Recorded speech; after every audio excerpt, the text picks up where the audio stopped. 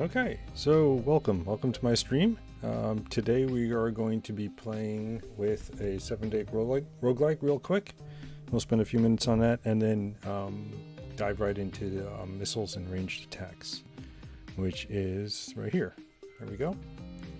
All right, gotta get that back to 100 characters wide.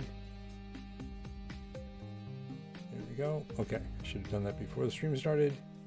There we go. Don't need that. This is for the next time. Okay, so let's move this here. So we looked at Bold Strike Through already. We looked at Escape the Fleet, and we had a few issues with the number keys moving the screen around. So we'll see if Lyriel's Library. Let's see how that plays. Those are comments. Let's take a look at the description somewhere. Roguelike game created in 7 days. You play as Lyriel, second assistant librarian at Glacier Library. She tries to find some clues how to awaken and get her sight, and then she will finally feel accepted as a proper Claire. Sorry. More information.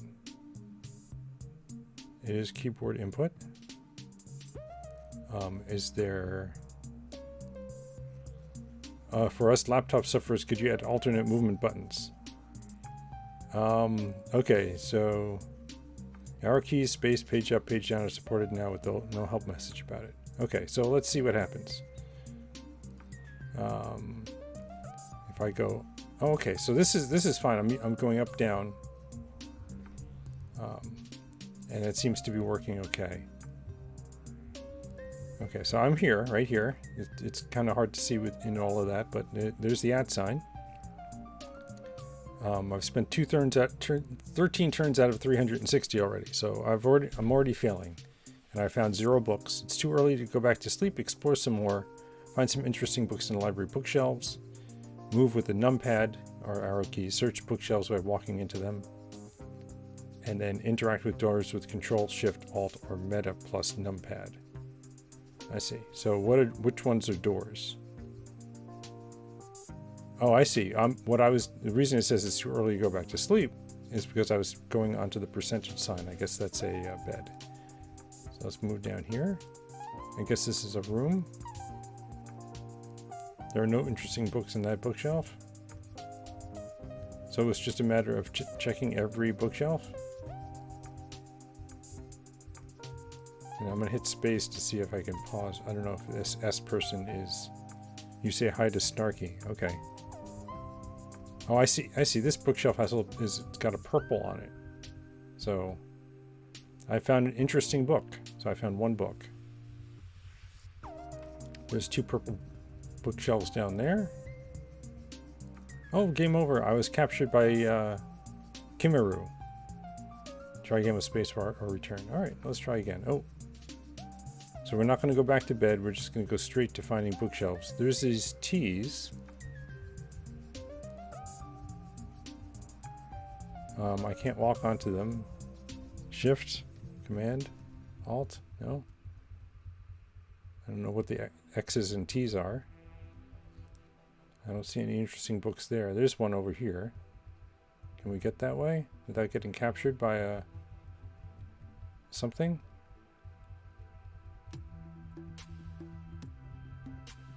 Maybe we can say hi to Snark. Oh, I say hi to Pebble. Here we go.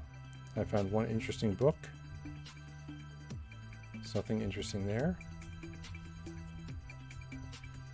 Go through these 2 doors. And this looks like it leads to the outside or something. Oh, and I can't get through there. How many books do I need to find?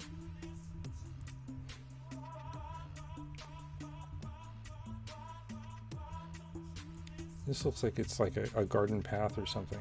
I can't step off of it. I'm trying to step off of it. And I'm running out of turns rapidly here by going around this way. Oh,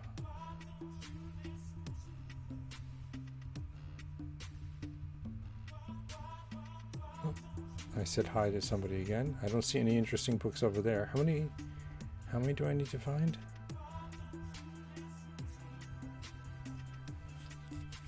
Oh, there's one. I missed it the last time. Oh, and I can't get over there that way. I have to go this way. I have to wait for that person to get out of my way. There.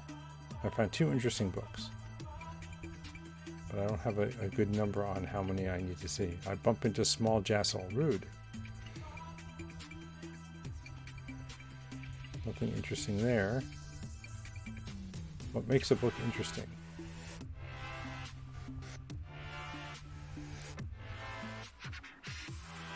Oh, I shouldn't be inspecting somebody else's bed. Okay, that's good to know. I don't know. So I found all the books, I think, and I'm almost out of. Oh, I'm over my turn limit. I guess I can keep going, but there's nothing else to do. Oh, you should go to your bed. Aunt Curith will catch you. Okay, where was my bed? It was over this way. Oh.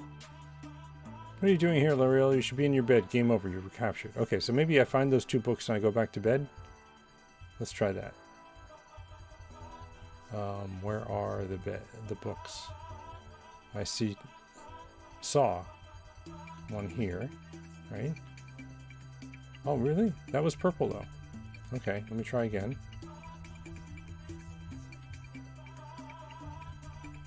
Uh-oh. So purple doesn't mean interesting book?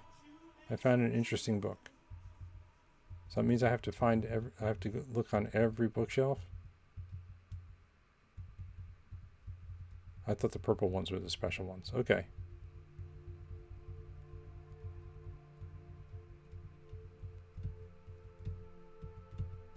No. Oh, now this guy's in my way. You can't swap positions with friendly NPCs. Oh, there's a bunch over there. Let's go over this way. Yeah, that found an interesting book, and here's purple as well. Maybe this is a sometimes interesting book. Is purple. Oh, I shouldn't be inspecting somebody else's bed. I found 4 interesting books.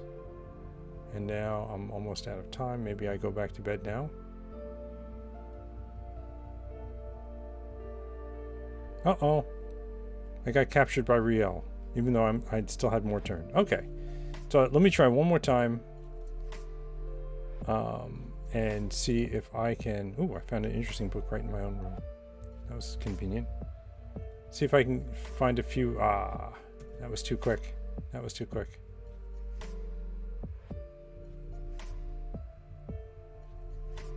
Come on. I can't get out of the room.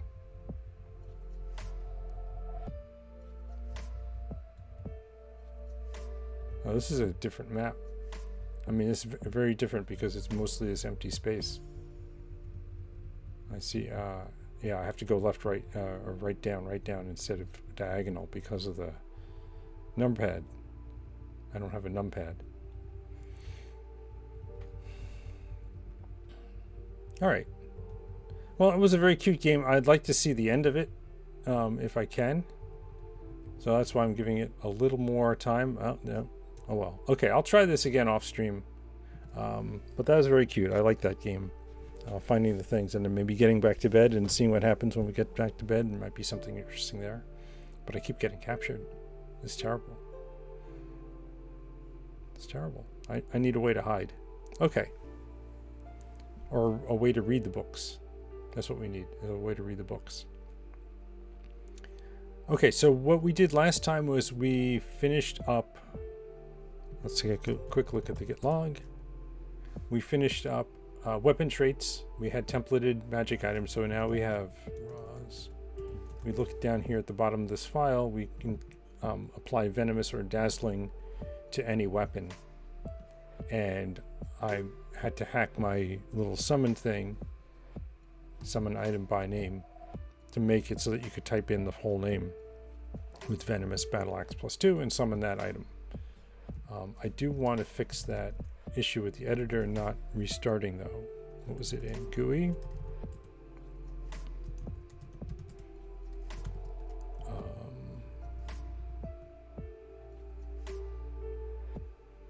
Oh, right. So we need that in game state. When we first type in when we first start to summon the item.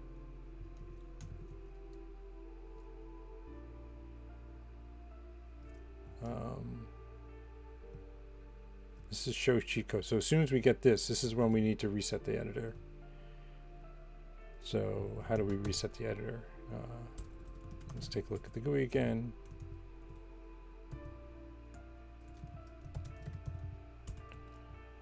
We grab the editor this way, and then we can just call reset on it.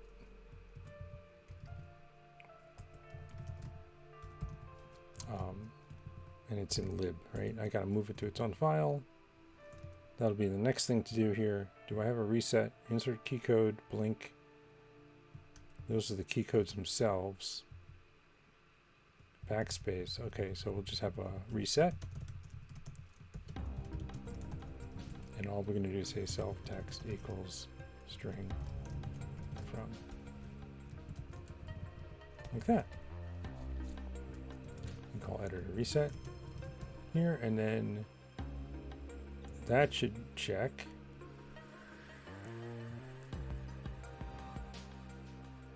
Nope, it doesn't. Oh, we need self, not GS.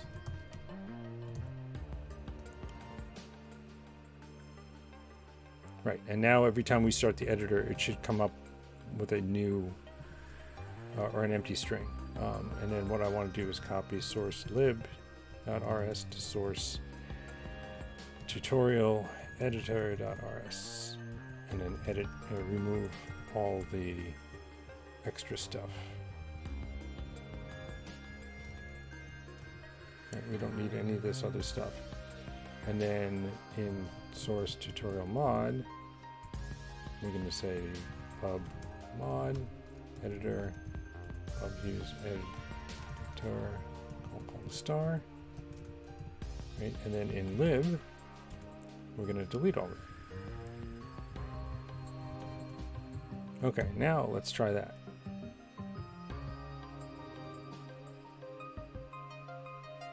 Okay, so that all checks. Let's regenerate our browser files.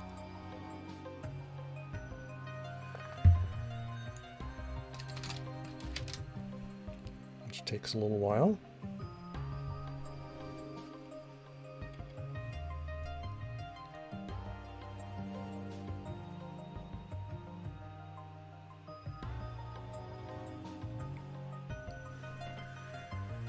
All right, and then we'll refresh, and then I think we can just say summon, and we have an empty thing. I can say beer. And added another beer, and if I say summon again, okay, now it's empty. I can say dried sausage. All right, yeah, and these are just this is just for debugging, so we can see what's going on. And I'm going to leave that in. Status git add source git. Diff staged. Yeah, so this was just adding or deleting all of these all these lines from, I guess purple means deleted instead of showing it red. That's weird. And then here's our new file. And this is what we did. We reset the string and we're good. Okay, so git commit move editor to its own file and add a reset capability. Good. So that's that. So now we're ready. Now we're ready to dive into missiles and ranged attacks. All right. Let's start. When you read fiction involving dark elves, they typically sneakily fire missile weapons from the darkness. Okay. That's actually why they were included in this tutorial book. They give a great excuse to branch into the wonderful world of ranged combat. We already have a bit of that. Spell effects can happen at range. But the targeting system is a little clunky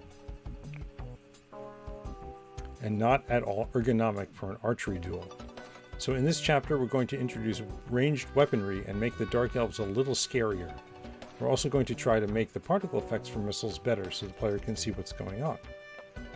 We're going to cheat a little and not worry about ammunition. Some games count every arrow, and for ranged combat character there can be a heavy emphasis on keeping one's quiver full.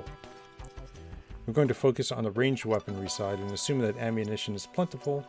That's not the most realistic option, but it keeps things manageable. Yeah, there's always the idea for, okay, we want to make things realistic, but in fact you want to make them fun, right? And there's a balance there between making it fun to keep track of, you know, how many arrows do I have? Do I have enough arrows? Versus, you know, the drudgery of having to find all the parts that you need to find to make arrows, right?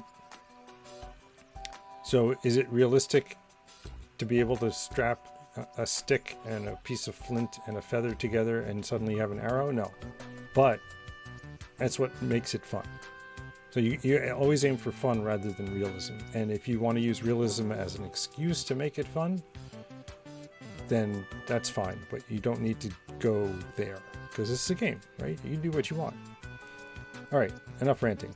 Let's go and add this to our spawns. And this is just an item, so we can put it under items like this. And we will shift it over. So we have a short bow. You'll notice that this is very similar to the dagger entry. In fact, I copy-pasted it and then changed the range from melee to 4. There. Okay. I also removed the templated magic section for now to keep things straightforward. Now we'll open up components and take a look at melee weapon with a view to making a ranged weapon. Okay. So let's do that. Let's save this first because this is always kind of awkward. Components. So melee weapon. There we are. So this is what melee weapon looks like right now. Unfortunately, we see a design mistake. The damage is all inside the weapon. So if we make a generic ranged weapon component, we'll be repeating ourselves. It's generally a good idea not to type the same thing twice. So we'll change the name of melee weapon to weapon and add in a range field. If it doesn't have a range, it's an option, then it's melee only. All right, so we're just changing it like this. And then we're going to say pub range option 532. You'll need to open up main, save load, and change melee weapon to weapon. Yep.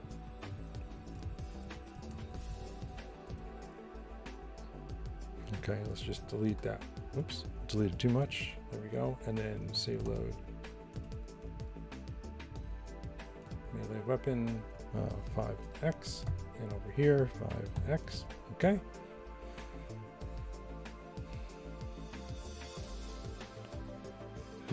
You also need to add range to the dummy weapon created to handle natural attacks.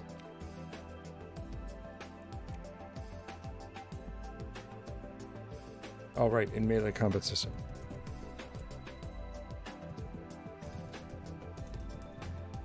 So this needs to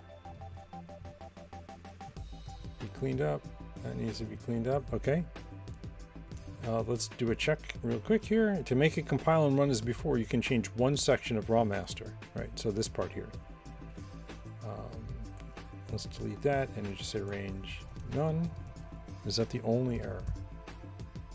Oh, that's weird. That is very weird. Something happened with the compiler. Unexpected panic.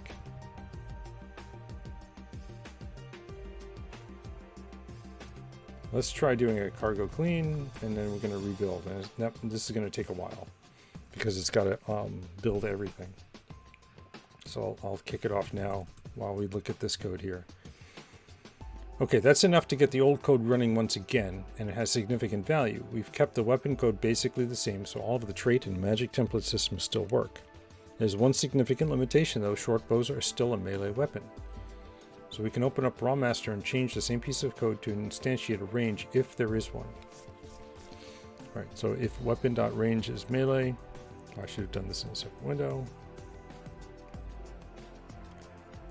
Then return none, otherwise we're going to parse out the weapon number.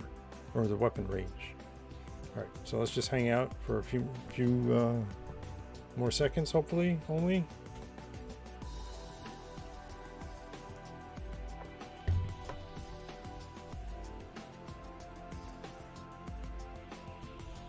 I don't know if I have to update my Rust compiler. If there's something changed under the hood here that is breaking something. Yeah, okay, so that's good. 62. We'll just put range, none. And hopefully this will work. Yes, please.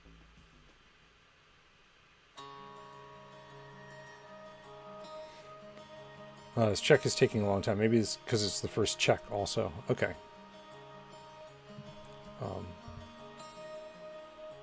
The fan on my laptop is starting to spin up too, so that's always a good sign. Timaxer says, what Rust C are you using? Which version? That's a good question. Let's take a look. Let's go over here. Rust C version 1.58. What's the latest version? Rust up. I think I should do a Rust up update. It doesn't say here what version of Rust it is the latest. 159 is the latest, so I'm not too far off. I probably should do an update. All right, so hopefully that checked. It doesn't. Unfortunately, this error message covered up my thing, but we'll dive right into Raw Master here and change the weapon. Let not WPN. That doesn't exist. So I must have done something differently. Let's look for weapon attribute. There we go. Oh, right. I changed it so we wouldn't have to get it and make it mutable. So we just changed this here. If weapon.range is equal to melee, then do none.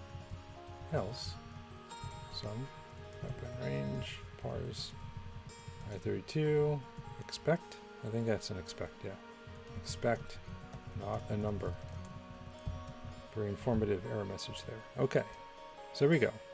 So we should be able to do this. So now we know that a weapon is a ranged weapon, which is a great start. Let's go into spawner and start the player with a short bow. You probably won't keep it, but it gives a good basis on which to build. All right, so we should have somewhere in our spawner code I dried sausage. There we are. Rust reformatted all these. That's why they're all spread out like this. So we'll just put a spawn identity was this is screaming out for a macro, isn't it? I need to get better at writing Rust macros. Maybe that'll be a stream. It's a nice tutorial on macros. I mean, I know theoretically how to do them, but inventing one from scratch is not in my brain yet. All right. So we're going to start off with a short bow. We've started with it in the backpack, so the player still has to make a conscious decision to switch to using ranged weaponry. We've done enough melee work that shooting things shouldn't be the default. But this saves us from having to run around looking for one while we test the system we're building. So go ahead and cargo run now. Okay. Give it a minute here. You can't shoot anything yet, but you can at least equip it and be confident that we didn't break too much with the component change. Right. Okay. And I should be able to summon the longbow, so I the short bow, so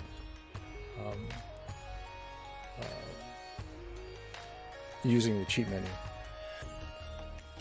So we didn't really need to insert it into the player thing, but that's right. So do we have a short bow? We do. And can we equip it? We can. So now it's equipped right there. Equip short bow. All right. So that's all working. I wonder if you can hit people with it. Can you hit people with it? Let's go and see if we can hit a bandit with the short bow. Oh, where'd the bandit go? He ran away fast, didn't he? There's a wolf. Player hits mangy wolf for 3 hit points. So you can actually kill a mangy wolf by whacking it with a short bow. Alright. The hardest part of ranged weaponry is that it has a target, something you're shooting at. We want target selection to be easy, lest the player not figure out how to shoot things. Let's start by showing the player information about the weapon they have equipped, and if it has a range, we'll include that. So in GUI, find the part where we iterate through the equipped items and display them. For on line 162, it's not going to be anywhere near 162 in our version. We'll extend it a bit. So we'll just look for equipped there. Let's see what's on line 162, just for fun. Yeah. This is... Oh, this is drawing the UI. But equipped is going to be down here. Where is this? This line 227. Alright, so we have Y is 13, we've got our entities, we have equipped, and now we have, oops, we're going to have let weapon. I'm going to read the weapon info. Still do the entity equipped by, and then we grab the name. Tamaxer says 159 turned incremental compilation off by default. Was that a deliberate change, or was that an accidental oops, we made a mistake? Oh, mitigates the effect of known bug. Okay, yeah, so they had to do that. All right. The fix is in 1.6, and which will ship in 6 weeks. That's great, because when are you reading this? Okay. Unless this dynamically updates every week, this automatically changes. That would be cool. All right, we're not presently aware of other issues that would encourage a decision to disable incremental. All right. Yes. So Tim, thank you for letting me know about this issue, because otherwise I would have updated and then we would have cried. Okay. So we're grabbing the name.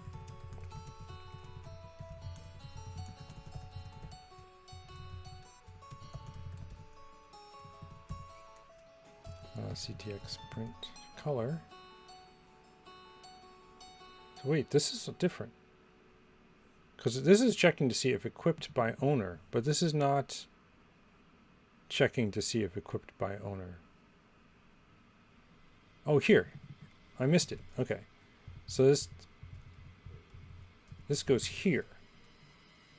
Then we CTX print color the name of the thing, we y plus equals 1, and then down here we say if let some weapon is weapon get entity. Then we're going to get the weapon info.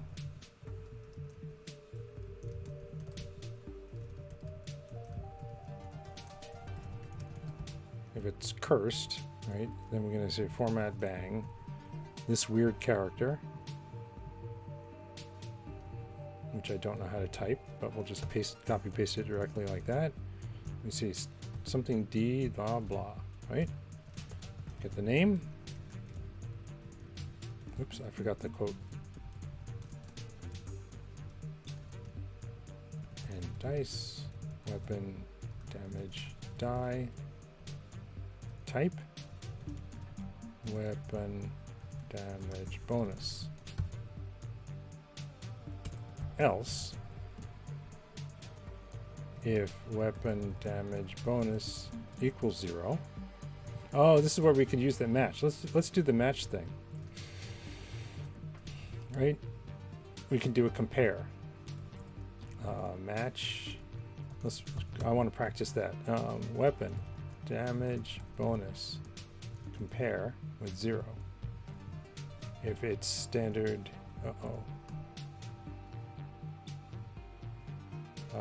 No, RG colon less.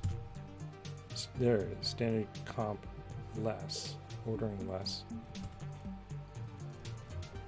If it's less, then we do this format thing. If it's equal,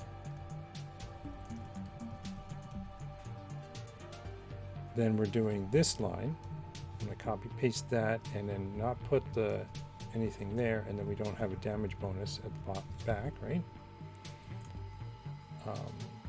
And if it's, let's put a comma at the end, and then otherwise, actually we could just say greater, right? We don't need an otherwise case, and then we can just grab this and then put a plus sign in there, right? I think that's the only difference, is that plus sign. And then we've got that. Nice. But we need to do something with it.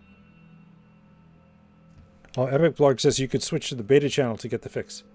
Yeah. I'm going to pass on that one. I like staying, I don't even use nightly.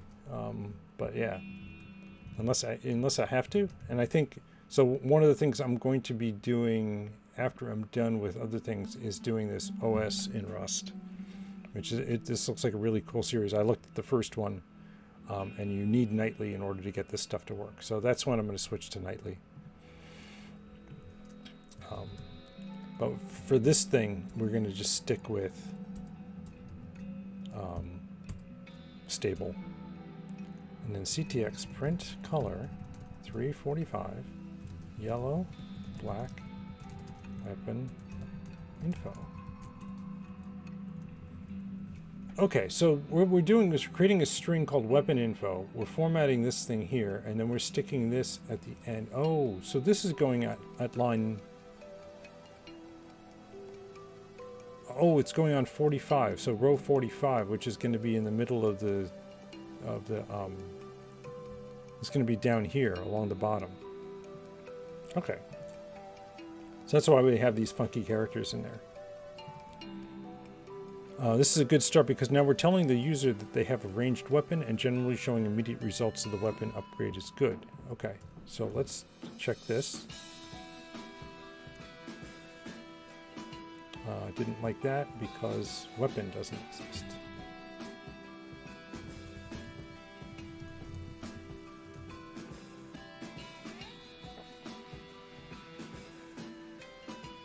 All right, let's generate the WASM here and try again and see if we see our weapon info at the bottom. Is that only for ranged weapons, or is it for... No, it's for all weapons. Okay, so if you don't have a weapon equipped, it won't show up, but if you do, then we'll see it, whatever it is. And we do start off with the rusty longsword. So that's what we should see right at the beginning, is a rusty longsword. Yeah, so there it is. Oh, it's in yellow too. Okay, so it really stands out. 1d8 minus 1. So it's not cursed, but it doesn't have a... It has a negative die roll on it. So now if we switch to... I hit inventory, I switch to the short bow. That's short bow, it just says 1d4. All right. Very good.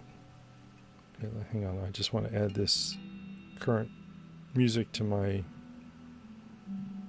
playlist. There we go. All right. So that's neat. So now to let the player easily target enemies. Okay, before we do that, let's commit these changes.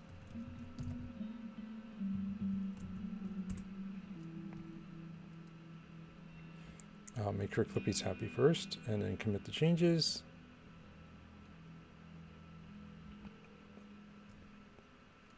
Oh, Clippy's going to take forever too. Okay, that's not too bad. Commit status, git add raws and source, git commit, display weapon stats in GUI. Okay. We'll start by making a target component. Okay.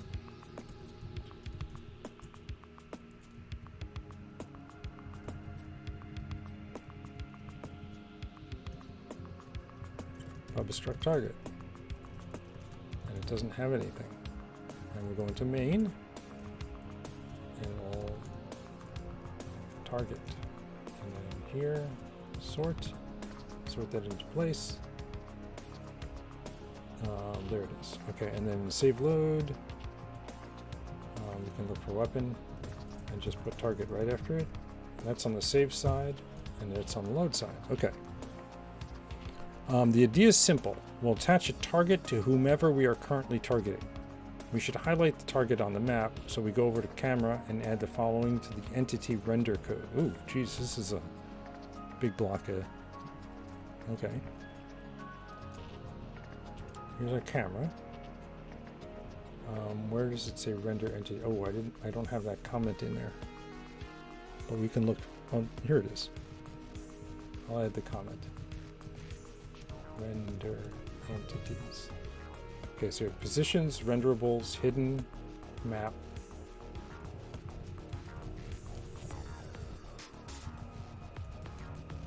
Okay, sizes, entities, and targets.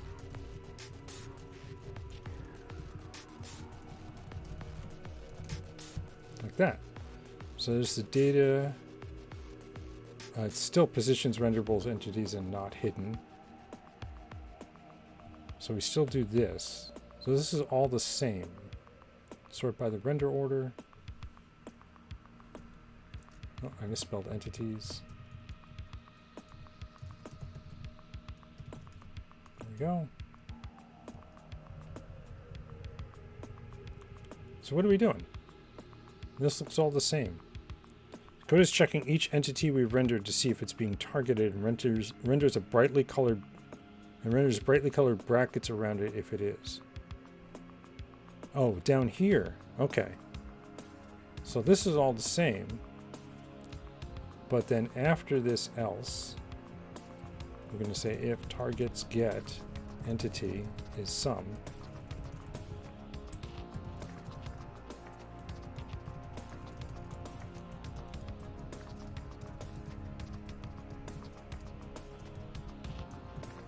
We get the min x and the min y, and then we're going to say ctx set entity screen x entity screen y plus 1, and then rltk rgb named rltk red, and then yellow for the background. I'm just pausing just for a second to see if I already have the colors, but I guess I don't. RLTK RGB named RLTK yellow, and then RLTK RGB 2, no, not RGB, 2 CP437. There's the open bracket. Okay, I'm trying to understand the y plus 1. I understand. I would have thought if you're going to bracket it, you go x minus 1 and then x plus 1 for the entity. But they're doing x and x plus 2.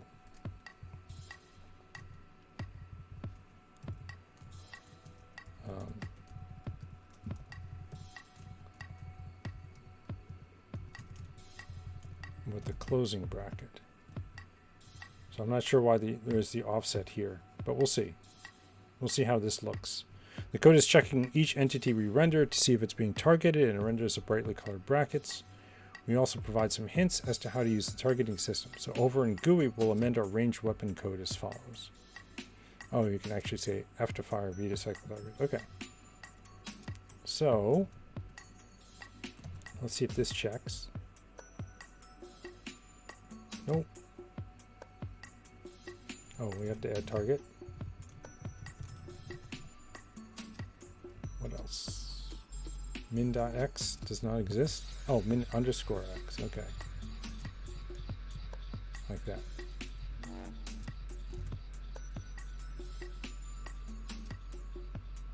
All right, that's good. And now in GUI,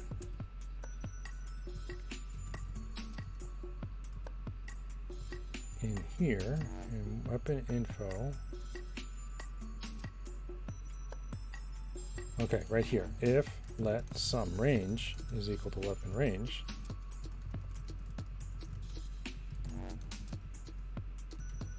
format. I don't think we need the ampersand, but let's see. Range this F to fire, V cycle targets.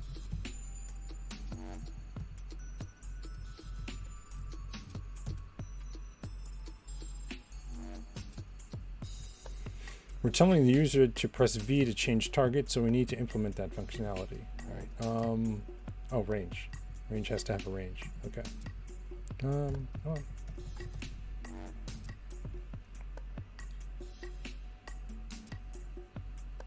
There we go. All right, let's take a look at what that, let's see what that looks like. I shouldn't do it this way. I should do it this way. All right, so get player target list. So we, since we're worrying about the player's target, we'll head to player and add some new functions. We have a get player targets list, which grabs a lot of data, and then let's see what it's doing.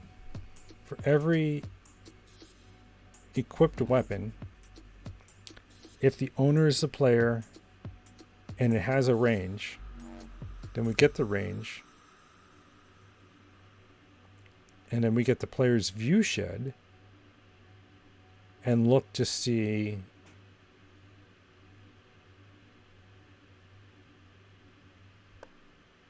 oh yeah, this is the spatial thing for each tile content.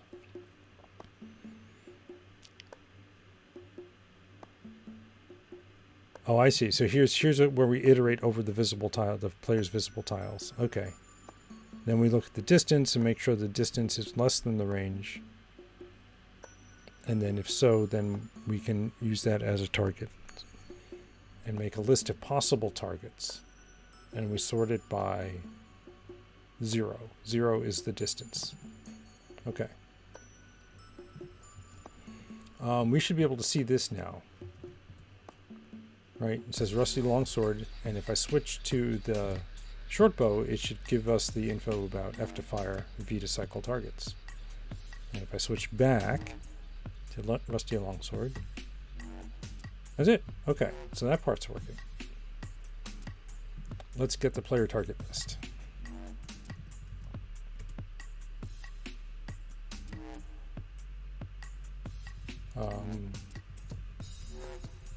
I don't know where. Try previous level, next level, player input, use spell hotkey, use consumable hotkey. I don't know. I guess it doesn't matter.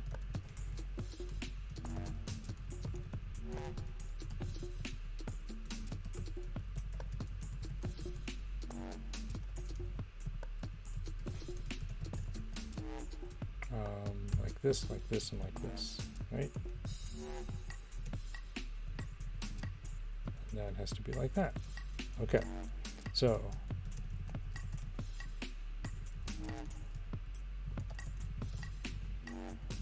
let view sheds.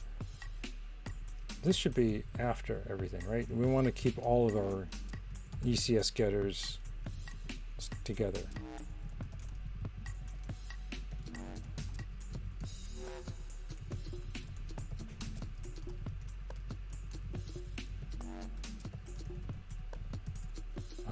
Equipped.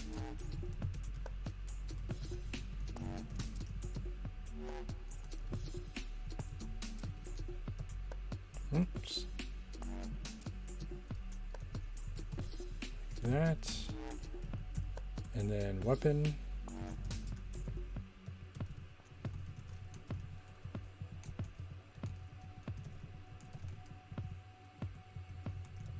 For that one, and then map.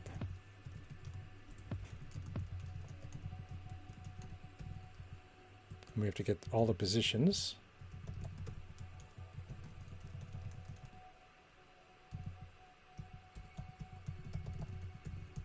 And the factions.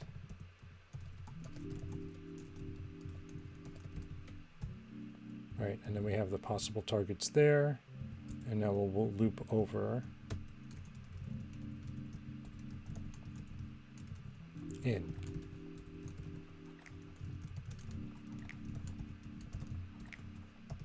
So every entity that is both equipped and is a weapon. If equipped owner is player entity, weapon range is some, then let range is the weapon range unwrap. Yeah, we can't do and if let range, right? That would be nice. Maybe a future version of Rust will allow us to do that.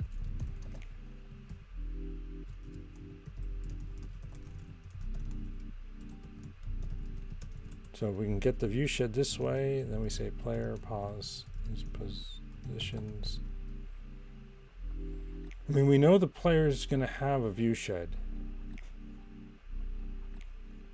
So we can also do this unwrap thing for the view sheds. Just like we're doing it right here, player entity unwrap. We know the player has a position.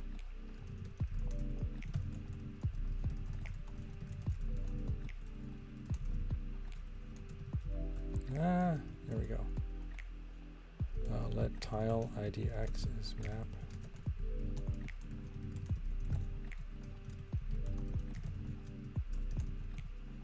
We grab the tile index of the viewshed entry.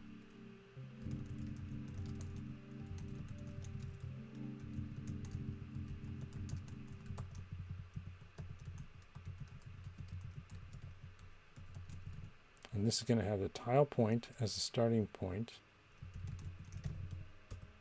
And then RLTK point, new.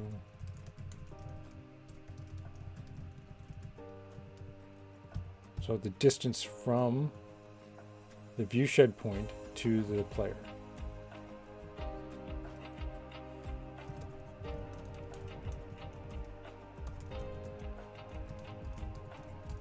If the distance is within the weapons range, create spatial for each tile content.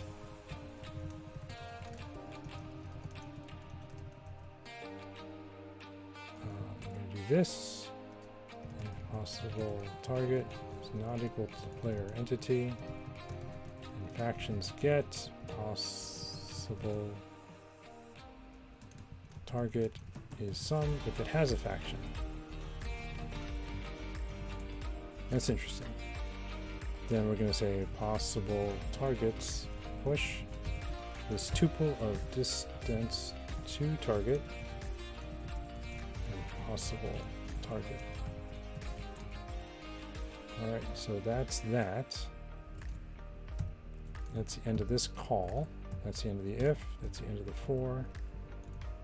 That's the end of the if, that's the end of the if, and that's the end of the for. Okay. Now that we have all the possible targets within the viewshed area, we sort them.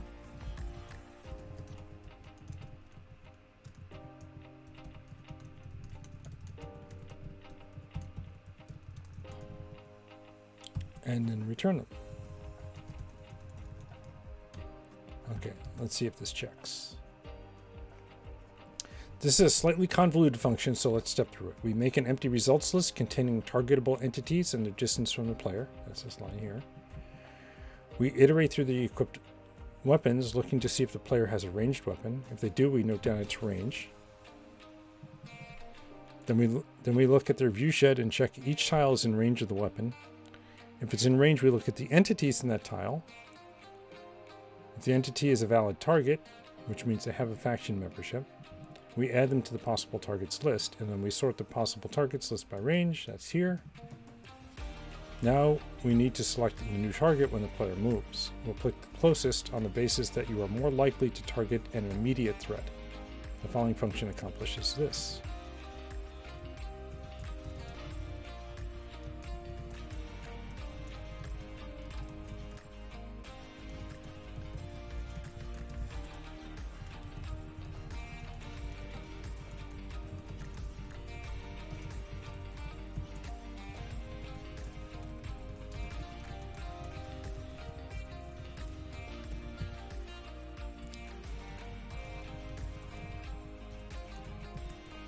Okay, and then if not possible, targets is empty.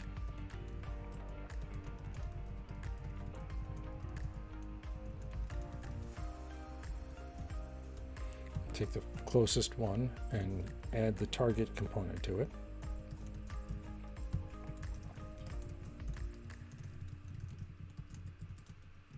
Okay. We want the start of the new turn to call this function. So we head over into main and amend the game loop to catch the start of new turns and call this function. So right in run state ticking. Nope. Run state ticking. Let mut should change target is false. So we run systems. Run systems calls maintain, so we don't need that.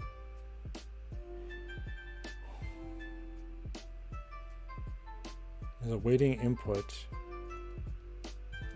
has this now. And then should change target is true. Like that. The others don't change. And then here at the end of the while loop,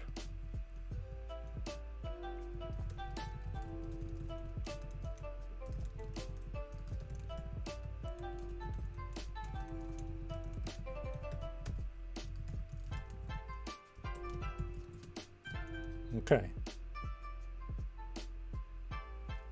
Now we'll return to player and add another function to cycle the target. Okay, let's see if this checks. Good. I guess right here, fn cycle target.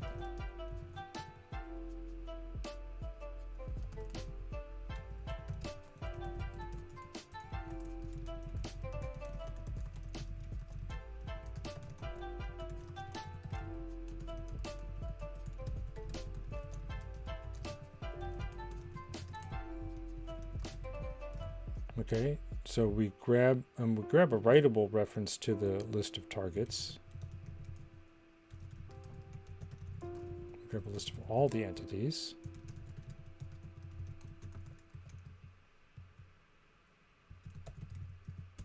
We'll let Rust determine the type.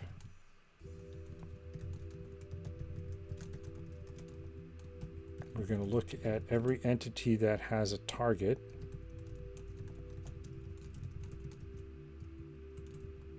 And we're going to set it. There should only be one. I think that's why we're doing it like this.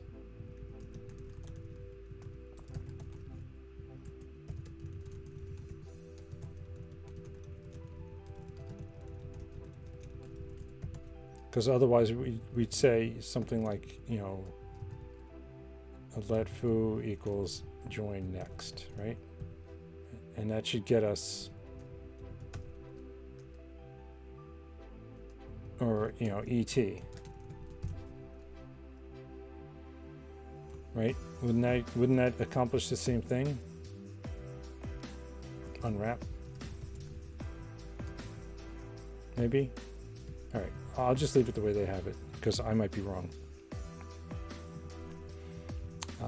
If not possible, targets len is greater than 1. What?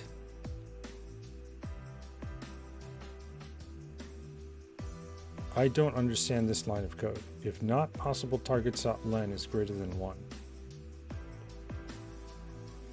Doesn't the not operator bind closer to this?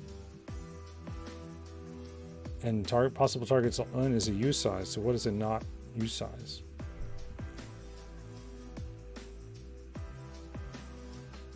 All right, we're going to look at their code again. We have to go back up to chapter 70. And we are in source player. And we are here. Yeah, that's what they got. Not possible targets.len is greater than 1.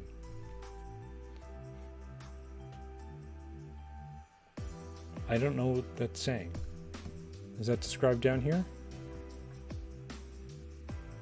It's a long function, but I left it long for clarity. It finds the index of the current target in the current targeting list. That's this. If there are multiple targets, it selects the next one in the list. If it was at the end of the list, it moves it back to the beginning. That's what this is doing, but it's not explaining this line. I don't understand this line of code. Not that one, this one. I don't get that. All right, well, let's see if it compiles. Let mut index equals 0.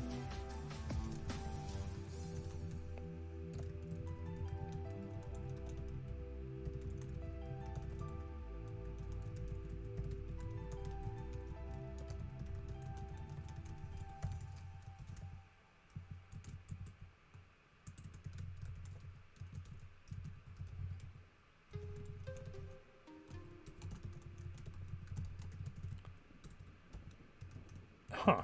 If index is greater than possible targets len -2, then targets insert possible targets 0.1 of target. A target, sorry, not of target.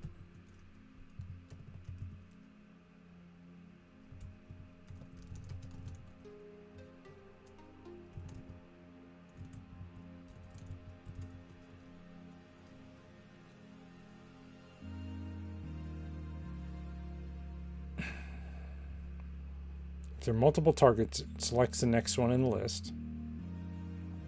If it was at the end of the list, it moves back to the beginning.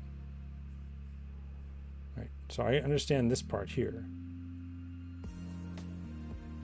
Oh, I see. We're incrementing y1. That's why we have to subtract 2. We're incrementing here by 1. Okay. That part makes sense. I still don't get this line. All right, now we need to capture the presses of V and call this function. Player input, we'll add a new section. Arranged. So fn player input. I guess we can just put V here. Cycle target. And return run state. Waiting input.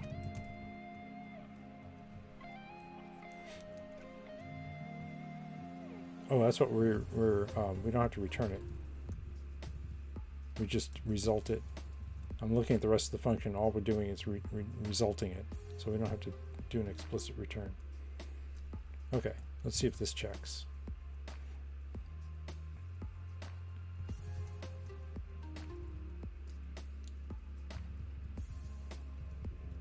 Nice, misspelled entities. Okay. All right, we have 3 warnings. Oh, this has a result. I didn't do the expects. Okay, let's add the expects.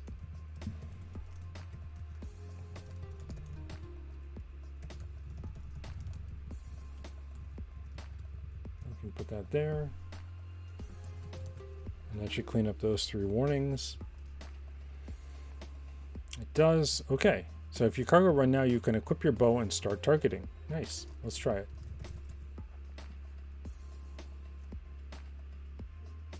What the reason his screen looks different to mine is that he's enabled the old-timey CRT style of rendering. So there's a shader you can put in there to make it look like an old CRT. You can see how it kind of is bright in the middle and kind of fades out towards the sides and has these lines in there. I tried it and it doesn't really stream well, so I turned it off. All right, let's refresh, re-equip. We're going to equip the short bow, and now we should be able to hit V to cycle targets. And of course, it's off by 1. So every time I go somewhere, it looks like I'm targeting myself. So it looks like it's off by 1 over by 1 over. Yeah, that's this guy here. Those are the 3 entries that are in my range. Yeah, so I'm confused as to why there's something going on with this GUI. Oh, it's not in the GUI? I thought it was here. Oh, that's just showing. What's the? Oh, it's in camera. That's right. Here it is. So it's 1 line over, and yeah, x minus 1.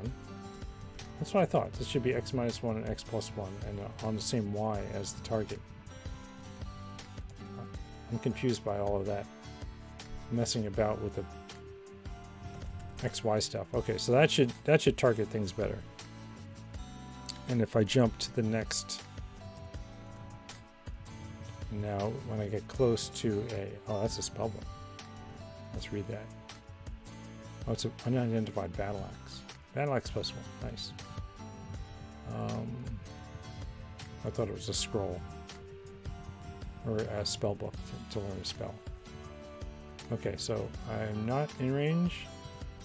Oh, why aren't I in range? Oh, because I'm equipping the battle axe? There we go. Okay, so let's refresh. Begin a new game. Equip the short bow. Yeah, so now, oops. V to select cycle targets. Okay. And we get the wolf in range. There we go. Good. So that seems to be working pretty well.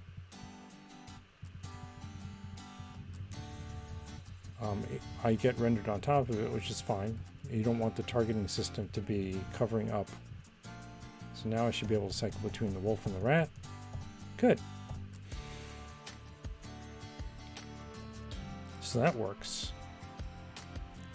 But now we have to shoot it, right? We have a well-established pattern for combat. Flag the action with a wants to melee component, and then it's picked up in the melee combat system. We've used a similar pattern for wanting to approach, wanting to use skills, or wanting to use items. So it just makes sense that we'll do the same again for wanting to shoot. Let's commit these changes. Right, we're all good here. We can just check in with Clippy real quick and then commit these changes. Range. So this is just ranged weapon targeting. That's all we've done so far.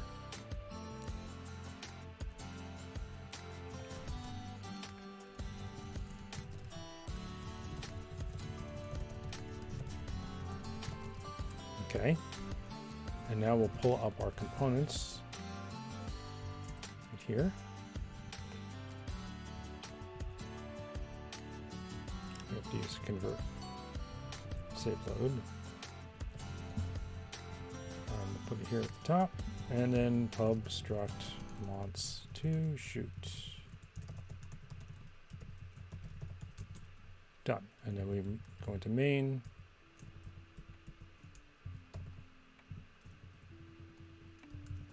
Wants to shoot.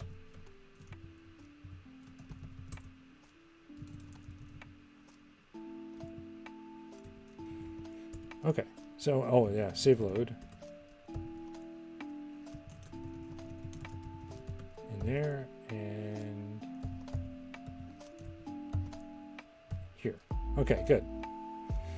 We'll also want to make a new system and store it in range combat system RS. It's basically cut and paste of melee combat system, but looking for wants to shoot instead. Okay, so brand new system.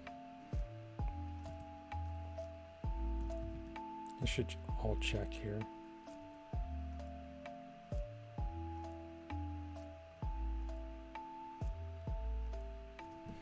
I think I have this one on my playlist already. Singularity.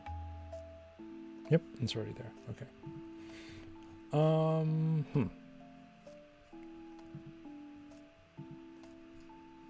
So we're going to create. So where's melee combat system?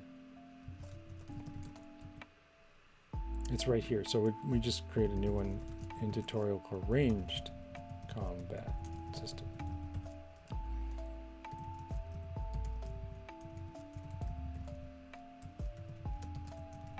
And I change this to crate.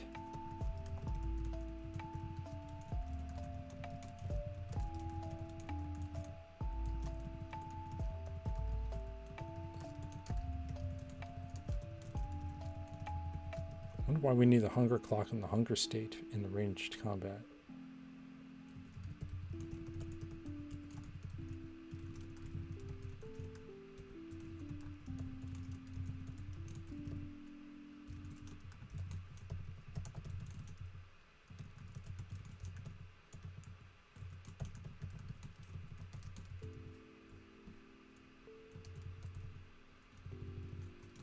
Doesn't matter what order we put them in because the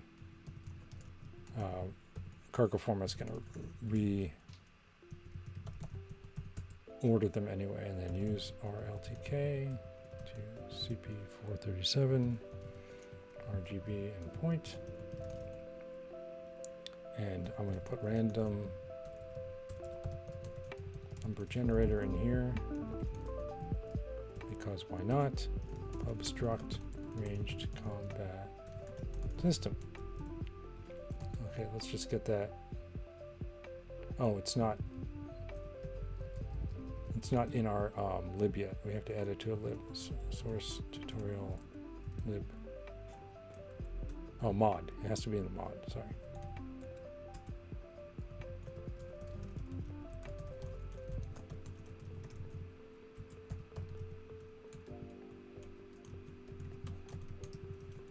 There. Now it'll get type checked. Game log. Oh, game log like this. RLTK. Okay. Good. And we have warnings because we're not using anything. Okay, so now we're going to implement the system. First, we're going to create the type. Ranged combat data. TK is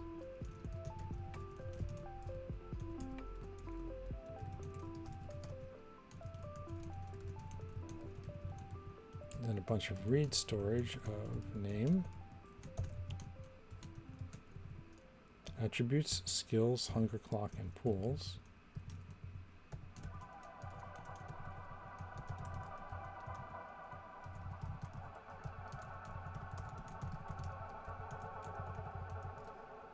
We have a write expect of the random number generator. And then we have equipped weapon, wearable, natural attack, defense, and position.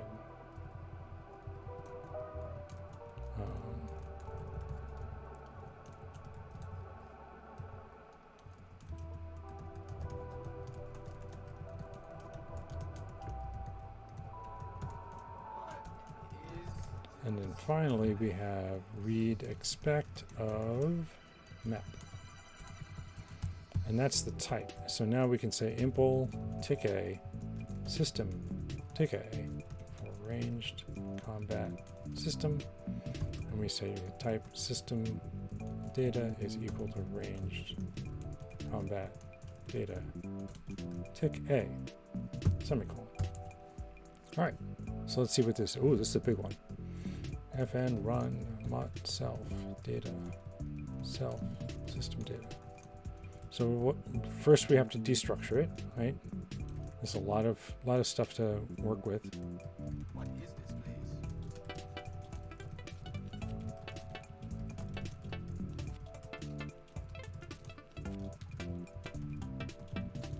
I'm still confused why we're dealing with the hunger clock here.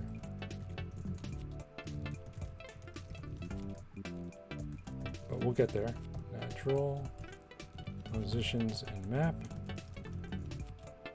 Okay, for entity, wants, shoot, name, attacker, attributes, attacker skills, attacker pools, What is this place? in, entities, names, attributes, skills, and pools, join.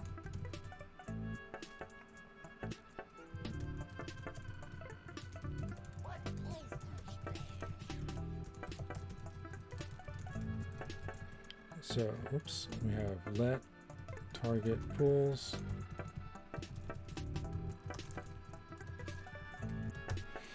Epic Blog says, I fixed a table rendering issue which was bugging me for months, and now I feel bad because it took 10 seconds. It didn't take 10 seconds though, right? I mean, finding it was the hard part. Oh, you procrastinated. Okay, yeah, I know, I get that. How does one avoid procrastination for non-critical bugs? That is an awesome question, and I have no clue, because I've been in the same position where, you know, there's this thing I know I need to work on it, and I keep putting it off because I don't know what it's going to take to fix it until you get in there, and then you actually say, oh, that's all it was. It's a typo over here or something. It means that you just gained a new understanding of how the code works, right? Once you've fixed it that way. But how to avoid that whole situation in the first place, I don't know.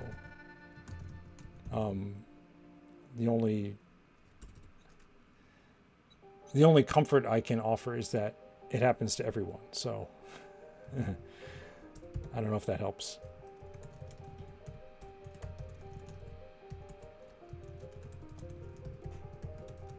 On the other side of things, when you're mentoring somebody who you saying, okay, go do this, and you keep coming back week after week saying, I haven't done this yet, I haven't done it yet, and you just want to strangle them for not having done it yet.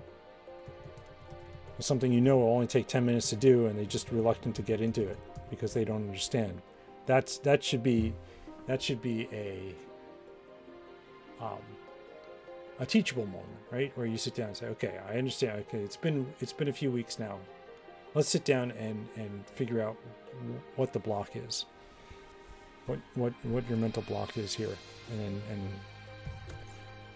yeah. So the only thing I can say is you can use it to teach others to do better.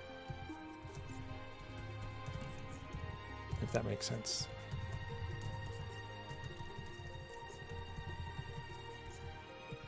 Points current. Epic says, I need to adopt some new perky, let's go fix a bunch of probably easy bugs attitude. Yeah, so one of the things we do in our bug tracking systems is we tag bugs as, what's the term we use? Bite size. I'm sure that's a pretty common term in the industry, a bite size bug. And we have a bunch of those, and then once every few months, we all sit down, parcel them out, and then tackle them. And then push a bunch of changes all at once.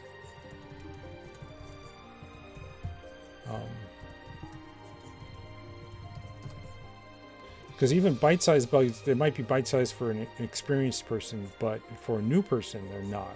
So we have a separate tag for like beginner bug.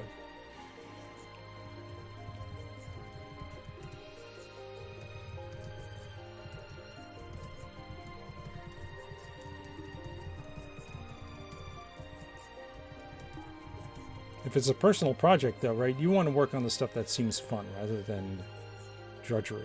So I don't judge prioritizing fun fixes or fun code over boring code on personal projects. APOS and DPOS. So is this the attacker position and defender position? Yeah, so this is the entity that's trying to shoot their position, and this is the target. So it should be TPOS for target position, but we'll just stick with this.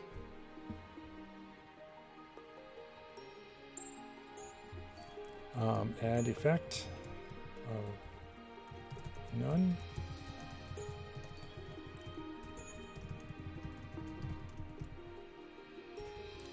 Particle projectile. It's hard to type. Oh, this is interesting. We're hard coding the projectile's character instead of adding it in the RAWs file.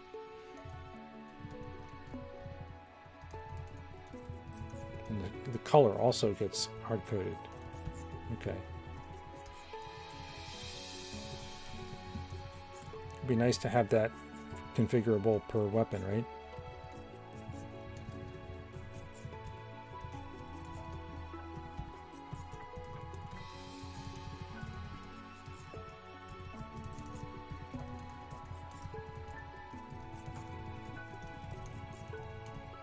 APOS X and APOS Y, and then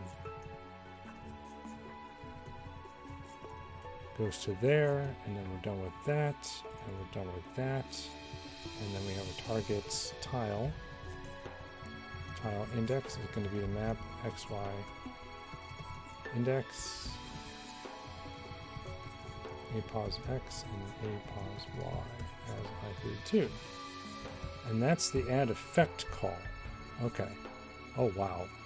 Oh my god. We're not going to get this done anytime soon, are we? Okay. Where were we? So define the basic unarmed attack overridden by wielding check below if a weapon is equipped.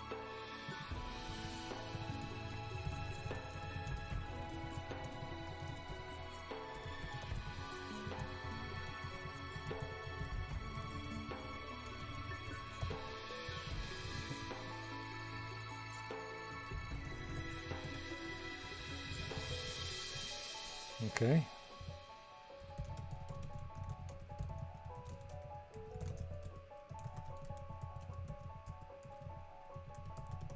Yeah, so this is very similar to the melee now, right? Where we create a brand new weapon out of the existing weapon.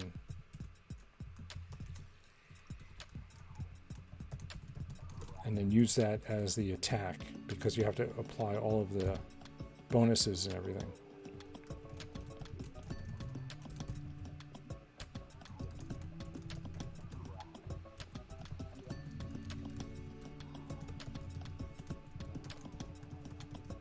And we had that the interesting failure yesterday where the proc target wasn't being set. So we might run into that same exact problem if let's okay, as a natural attack.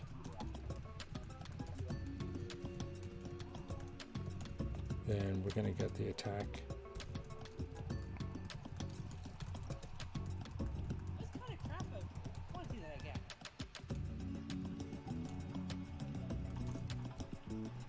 And this should also be this line gets used everywhere in this code. If length is 1, then return 0, otherwise do a random number.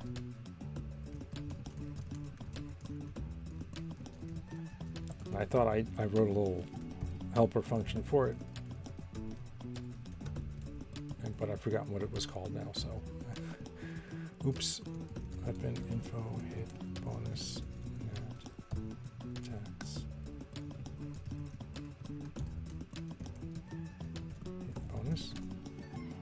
And then we have damage and dice. We have damage die type and damage bonus.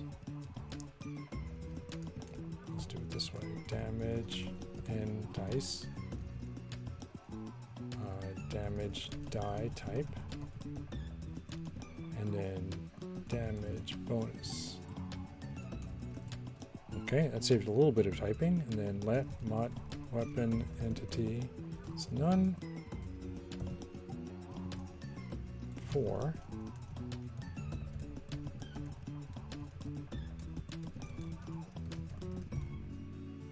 Equipped items and weapon. Join. Is there anything else after that? Nope.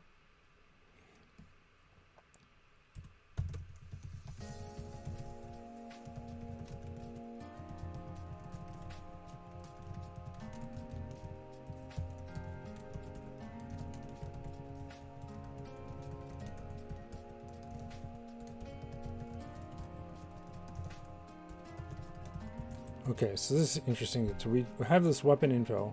We set it up with data. If there's a natural attack, then we're going to grab the natural attack here and copy over the data. If we're wielding a weapon, then instead of doing the natural attack, we're going to clone the existing weapon's info. Rick says, I was checking how much remaining in the tutorial, thinking 70 of 75 is very near the end, but there's a substantial amount of code still, which is good for those of us enjoying the journey. Yeah, so I'm here on ranged combat. And so we are getting close to the end, but I don't know how much is in there, so I'm glad you checked. I haven't been peeking ahead. So if there's a few more weeks of this, that's good. I will, once this is over, I will get to this one. I want to do this one next. Writing an operating system in Rust. But I'm also going to be working on my own roguelike at that point. So I need to start thinking about what that's going to look like. Okay, so we still have more work here. Natural roll. So then we're going to modify. I'm just looking to see. Oh, this is why we need the hunger clock. It's because we get a hit bonus if we're well fed. Okay.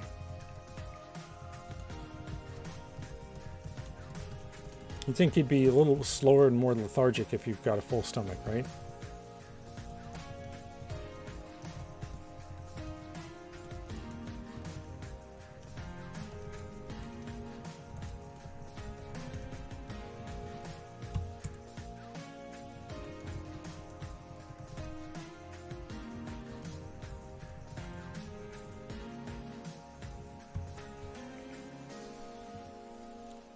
I'm going to let cargo format reformat this. Attacker, attributes, quickness, bonus. Okay, and then let skill hit bonus. I'll just call the skill bonus directly. Skill, melee, and then attacker skills.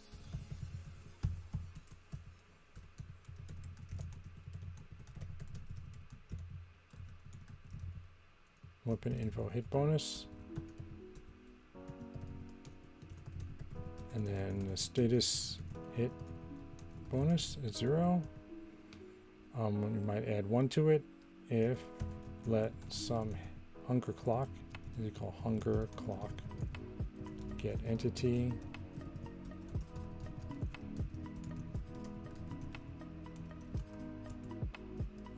If HC state is hunger state all fed, then we increment status hit bonus by 1. Okay, and then let modified hit roll is the natural roll plus the attribute hit bonus plus the skill hit bonus, plus the weapon hit bonus, plus the status hit bonus. Okay, and then we do something similar for armor. Armor item bonus F, a floating point version of it.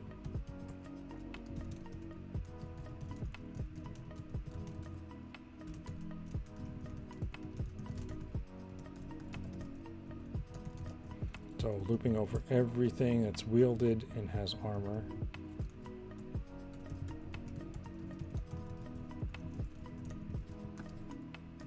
And we look just at the ones that are owned or worn by the target. Armor item bonus F. Armor class. Add up all the armor classes. Okay. This seems like we could do a map filter something. Sum, right? We should be able to do something dot map or filter map, right? Blah dot sum. All right, that's if we were doing functional. We were doing it functionally. Let base armor class is match natural get once shoot target none base armor class is 10 if it's sum then nat armor class unwrap or 10. This seems like we could also do the unwrap or for both of them, right?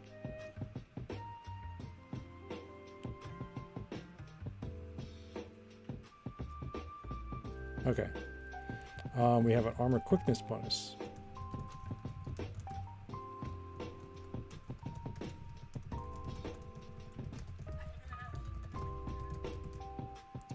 We have a armor skill bonus.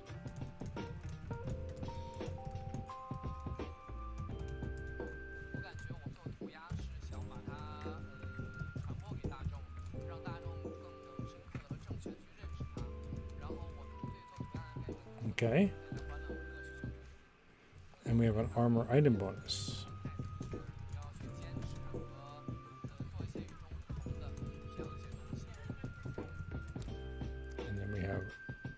armor class is going to be the base armor class plus the armor quickness bonus plus the armor skill bonus plus armor item bonus.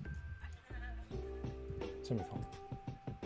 If natural roll is not equal to 1 and either natural roll is 20 or modified hit roll is greater than the armor class. Right, so natural 1 always misses, natural 20 always hits, and then if our hit roll is greater than the armor class, we get a hit.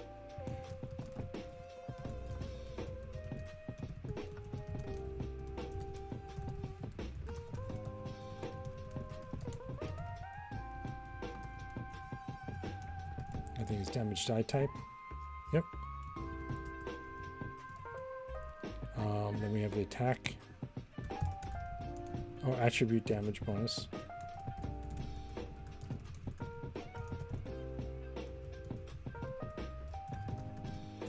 And then with skill damage bonus.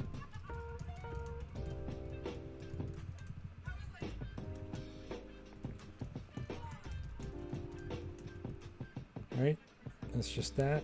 Yep, and then the weapon damage bonus is the weapon info damage bonus. And then damage is I-32 max of 0. So it's going to be at least 0. The base damage plus the attack attribute damage bonus plus the skill damage bonus plus the weapon damage bonus. So if those all end up being negative, if the sum of that ends up being negative, we do have a damage of 0. So we never do negative damage. We don't heal somebody on an attack.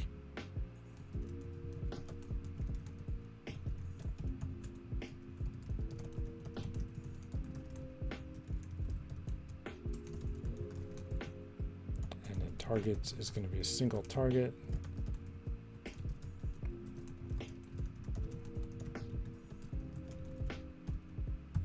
That's the effect, and then we're going to log that entry. Log entries push format. Bang. Name hits something for something HP.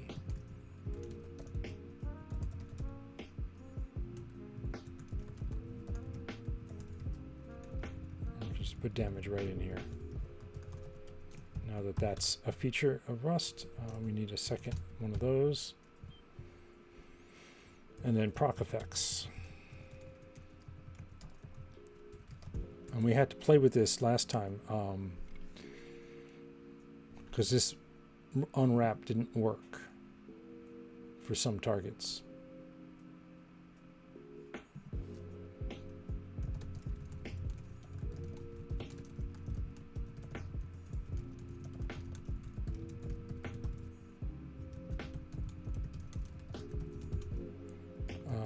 If roll is less than or equal to chance times 100, that's I-32. Then let effect. Oh, we had to do it. Yeah, let's take a look at the melee combat system. Self. We had to do it this way. Copy. And then we'll just put that here.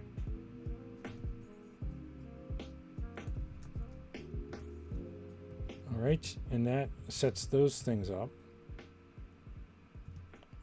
And then we'll say add effect, some entity, type, item use, item, weapon, entity, unwrap, and effect, target. So if you have a ranged weapon that has a proc effect, that's what we're doing here. There should be a semicolon there.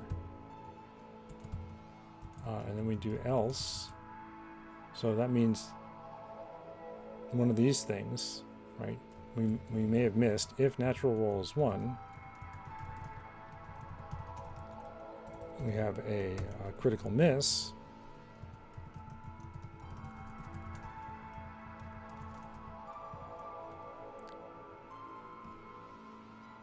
Name, name, and target name. Okay. Considers attacking something, but misjudges the timing. Name, name, and then target, name. Right?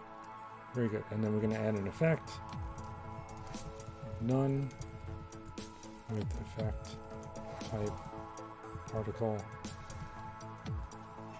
glyph of 2CP 437 of this weird double equal sign, or double exclamation mark rather. Foreground is going to be RGB. The colors, we have blue,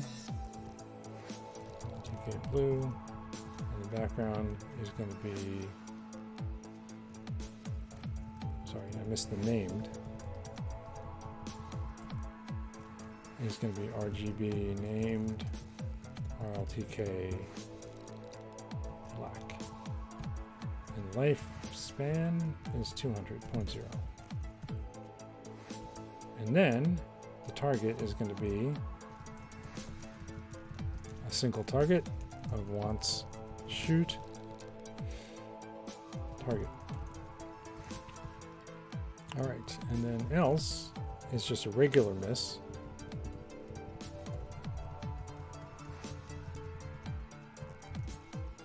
And then we'll say attacks but can't connect. So misjudges timing is a critical miss, and can't connect is just a regular miss. And then instead of being blue and black, it's cyan and black. Okay. That's almost the end of this thing. And then we say wants, shoot, clear. Uh-oh. Something got messed up here. Because that's supposed to be like that. Did I mess up a... Yeah, that's the end of the for loop. We say wants, shoot, clear. Then we have two more like this. Uh-oh. Alright, so I messed up a closing brace somewhere along the way. We'll find out right now where I messed things up. Line alg like that. Hunger state RGB, and ranged combat data.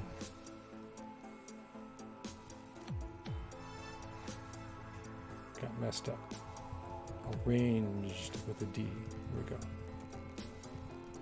Okay, let's see what this does now. Attacker pool.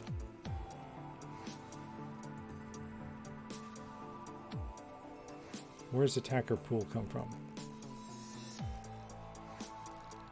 Attacker pools with an S. Yeah, it's up there. Okay. And what else?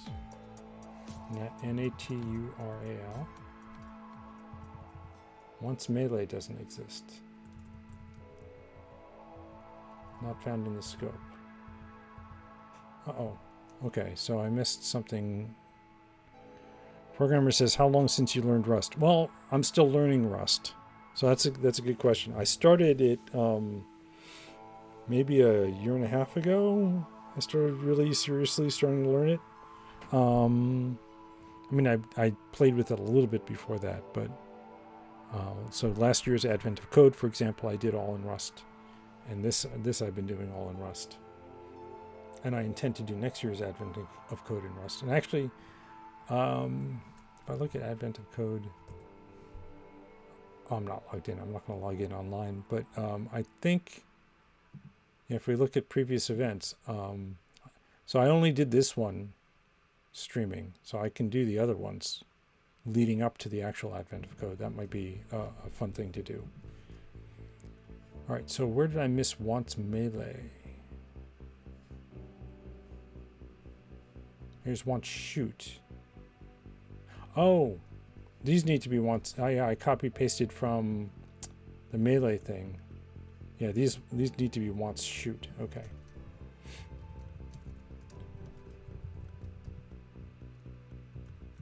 Like that. And then we have a problem here.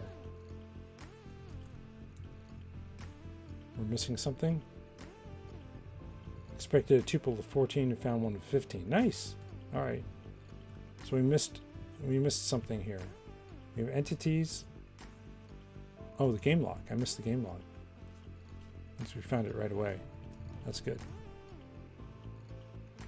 This needs to be right storage wants to shoot. And this needs to be right expect of game log. The Suisse. Thank you. Thank you for the follow. Programmer says, I've been learning Rust for like 2 months and it's not that easy. It isn't. It isn't. If you have other C-like languages under your belt, like C# or C++ or anything like that, it helps. But there's still a bunch of stuff in Rust that you need to really wrap your head around, like lifetimes, for example. That's the big one. Uh-oh.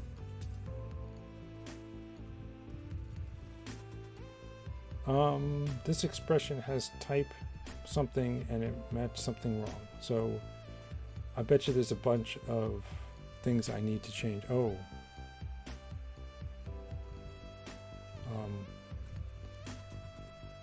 Let's take a look at this for loop here. We have entity matches entities. Oh, I missed something. I missed the wants shoot. Okay, at least that was easy to find.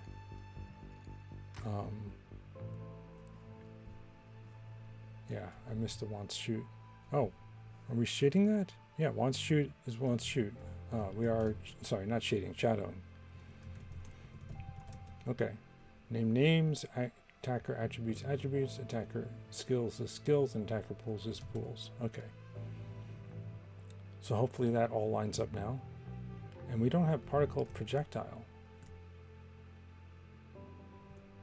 We do have particle, which takes a glyph, a foreground, background, and lifespan. Maybe that was something that got refactored somewhere along the way, and we just never did it here. Glyph. Oh no, there's speed and path. Okay, so maybe that's something we need to add, or maybe that's something we're adding. CHANCE, and then weapon info. Oh, I meant to compare with equality. That's right. Like that.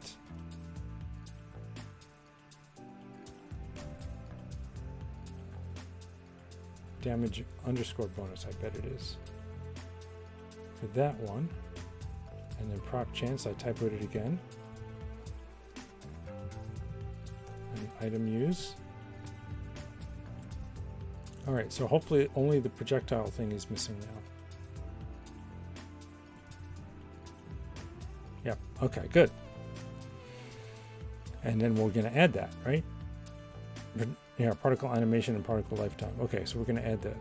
Most is straight out of the previous system. You also want to add it in run systems in main. Right after the melee is a good spot. Okay, game state.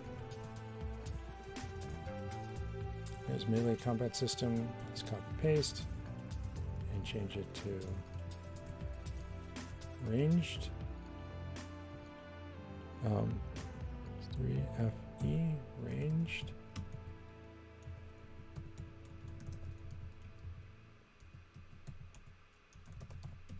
Like that. Oh, they just called it ranged. That's all right. The eagle-eyed reader will have noticed that we also snuck in an extra add effect call, this time invoking effect type particle projectile. This isn't essential, but displaying a flying projectile really brings out the flavor in ranged battle. So far, our particles have been stationary, so let's add some juice to them. So we're going to add 2 new components in components.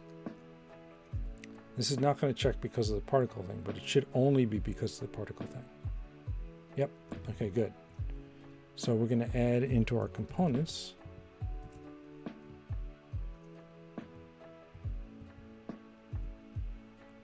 well, we're first going to add an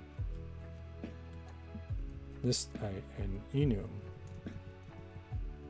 which just has a serialize, deserialize, and clone. The suite says the configuration of the quick fix list only shows errors. Yeah, it only shows errors. I'm using this setup by default, and I'm sure there's a tweak I can add to show warnings. But I've been to show warnings. I've been just doing cargo check like this, and we get all the warnings that way. So it hasn't slowed me down yet. Pubstruct particle animation. Step time is an F32. Path is a vec of points.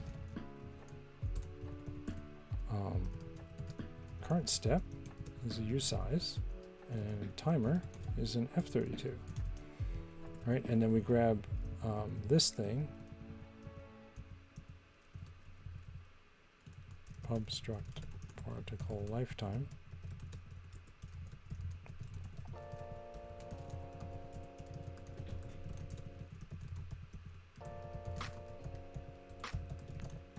Okay, and then we have to add this to our main and save load systems.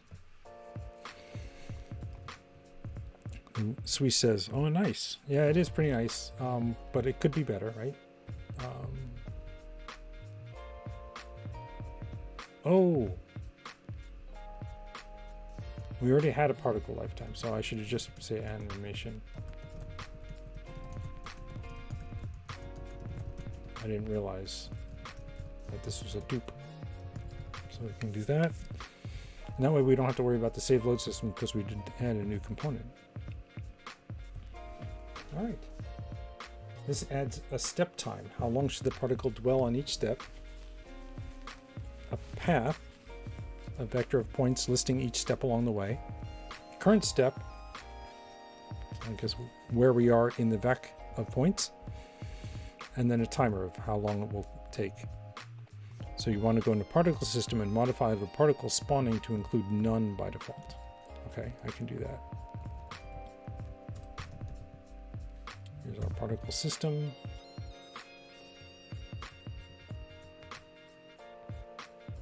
Where did we put that? Particles insert, which doesn't exist.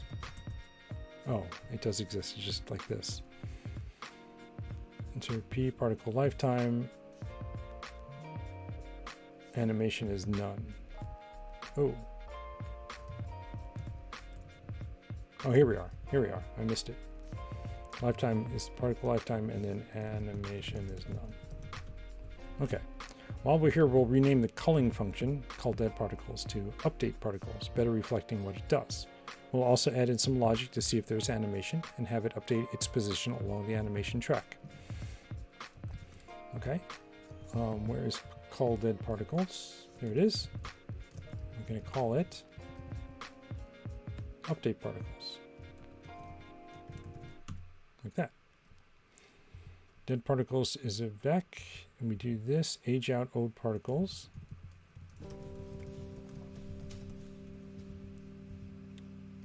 Let map is ECS fetch map. I'm going to add a blank line there just for separation of concerns. Entity and particles, entity is particles, and then we check the animation right here. If let some animation.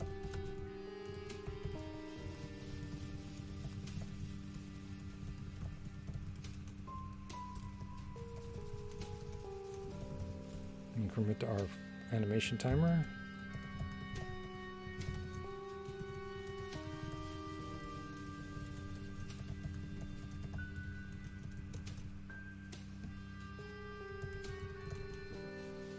dot path dot len minus 2. All right, so if we can increment it, then we can. Then we will. Animation current step plus equals 1. If let sum pause. Right storage position. Get mod entity. Then we're going to update the position.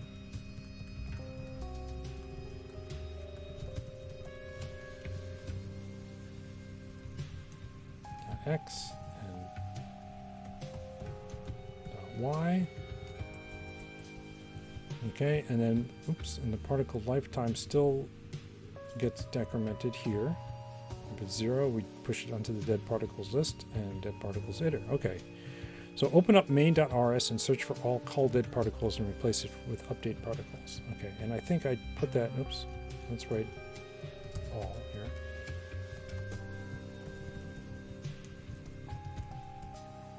It's just in game state. Very good. Melitme, thank you for the follow.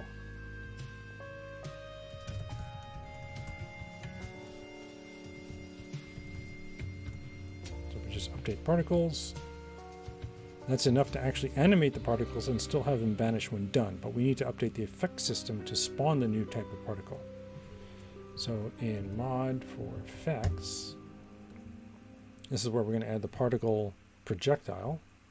I guess we can add it right after particle here.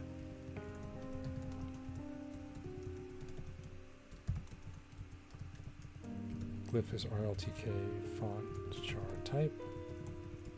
FG is RLTK RGB.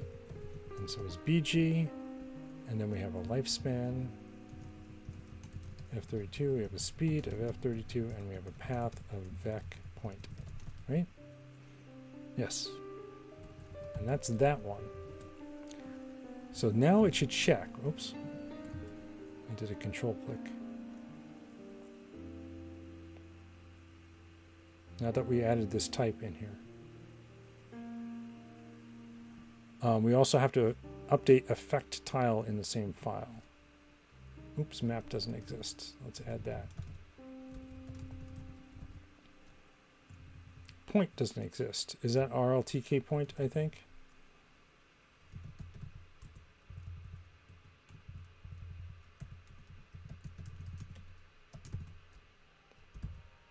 And then glyph.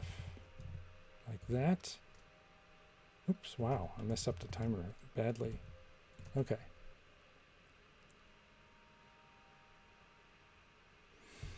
So in effect tile, we have to add this particle projectile entry.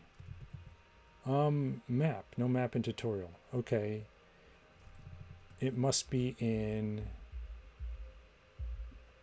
RG map. It's all over the place, but okay, RG, ooh. Sorry about that. RG, W map. So how do we pull it in? See, yeah, so this uses super map. Oh, because it's in the map builders. Let's take a look at this guy here. Oh, crate. Okay, I'm using crate.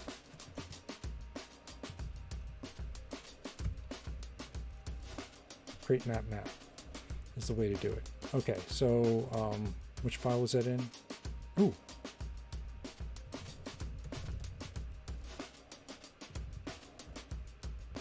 Now I'm confused because, oh, there it is. Okay, so crate. There. I don't know why the check failed to check. Okay, and then in this file, we're going to modify our effect tile. Oh no, it's not in that file. Oh, it's in effects mod.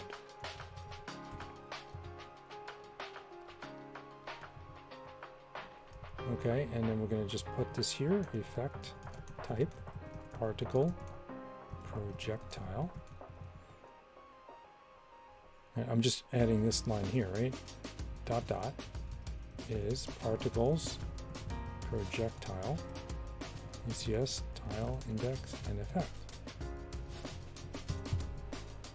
I think these are all tile effect hits entities.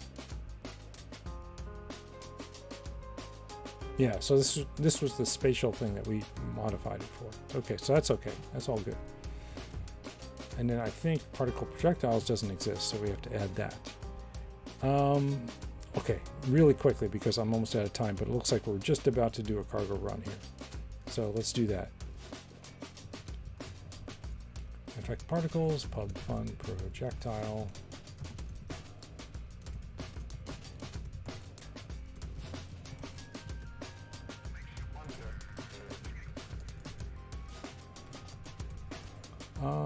If let effect type particle projectile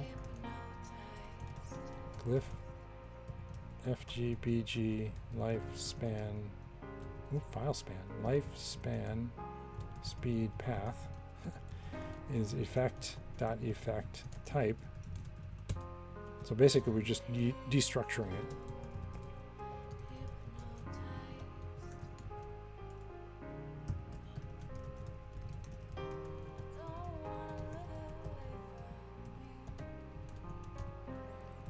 Okay, and then standard mem drop map.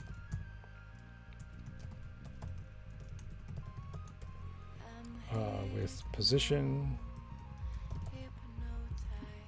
XY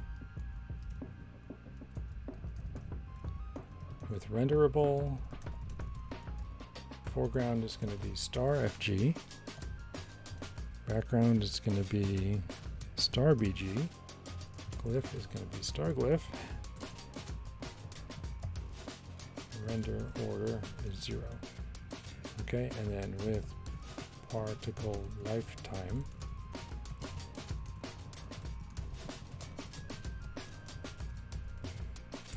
alright, so it's going to last 1 per speed. Animation is sum particle animation step time speed path to vec step start at 0 and timer starts at 0 as well. Build. Alright, does that check? Of course not. Nope, tile IDX like that. Fetch is misspelled. And map.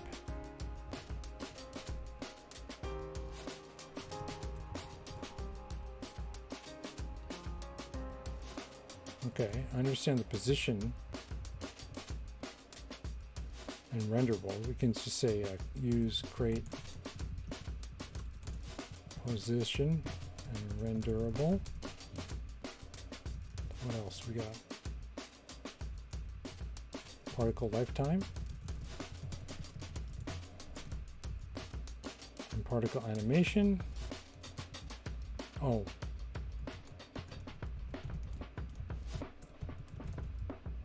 And what did I do here? I forgot to put the brackets around that. Okay.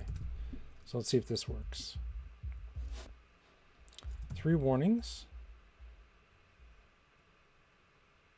We're not using map. Really?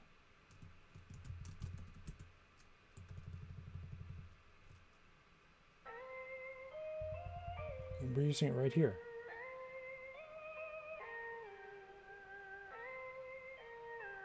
In line 32, we're not using lifespan.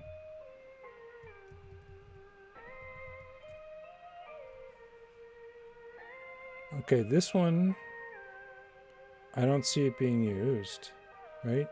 There's a lifetime, and then we're just calculating a lifetime this way.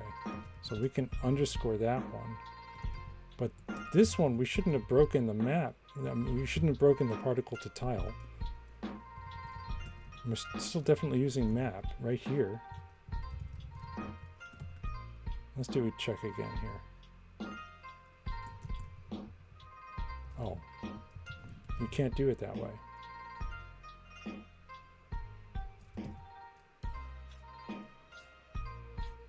Oh, you have to say lifespan colon underbar. Okay. Why doesn't it think that this is being used?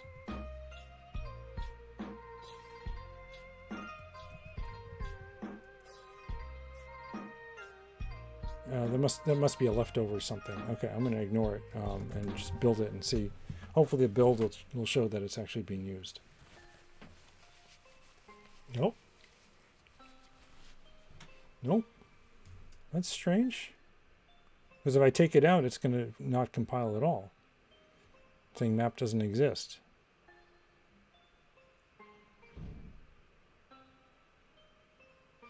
I'm very confused. All right, well, let's run this. Begin new game. We're going to go into God mode. We're going to teleport to the next level. We're going to equip our short bow, find a target, and see if we can shoot the target. And that's out of range, that bandit. There we go. So now I should be able to fire. Oh, we don't have fire. I'm typing F, but there's no fire. So we didn't actually add that. Your cargo run the project now. You can target and shoot things. No, you can't. Did I miss the part where we added the F key for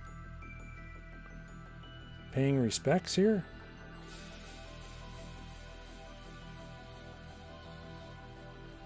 We added the want shoot. We added this virtual key code. Let me see. Maybe there's something I missed here. No, that's the only place we have virtual key code. All right. Spaghetto SU, thank you for the follow. And you followed right here, right at the end of my stream. Actually, I was supposed to end about 5 minutes ago. And we're going to leave this in a broken state because we're going to debug why. We're going to try to figure out where the fire command was supposed to have gone. Because this clearly shows the thing firing at the bandit. You can see the little zoop, zoop, zoop right there. Forbras, thank you for the follow. Okay. Let's, you know what, we're gonna end with a raid. Unfortunately, we don't have this code, but we'll fix it tomorrow. We have one more day left in the week to fix this, so we're gonna get this working tomorrow. And making monsters shoot back after we get firing working. So let me hit refresh over here. And let me see who's streaming Rust now. Oh, Brookzerker's still working on the intro to u.rs, which is kind of neat. Seeing how tutorial videos. He's working on tutorial videos for those, which is really cool. So I suggest you check him out. We're going to go raid Brook Zerker. And hope everybody, thank you for hanging out with me. Hope everybody has a great day, and I will see you tomorrow with a little more roguelike tutorial in Rust. All right, take care, everyone.